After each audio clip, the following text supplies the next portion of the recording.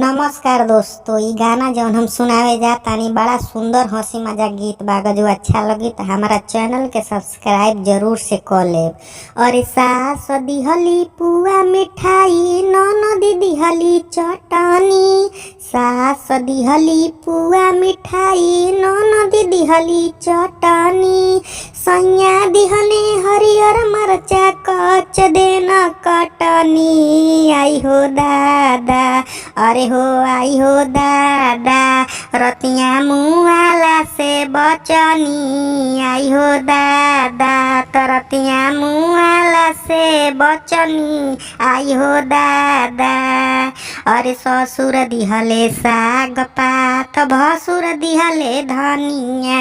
भसुर दिहले धनिया हो, भसुर दिहले धनिया। अरे ससुर दिहले साग पात, भसुर दिहले धनिया। देवरा दिहले मोटका केरा, देवरा दिहले मोटका केरा। एके हाली घोटनी। आई हे दादा, तरतिया मुआला से बचनी। आई हो दादा, तरतिया मुआला से बचनी।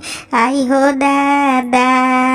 अरे सास दिहली पूरी मिठाई, ननद दिहली चटनी। अरे ननद दिहली चटनी। सैया दिहले हरियर मरचा, कच देना कटनी। आई हो दादा।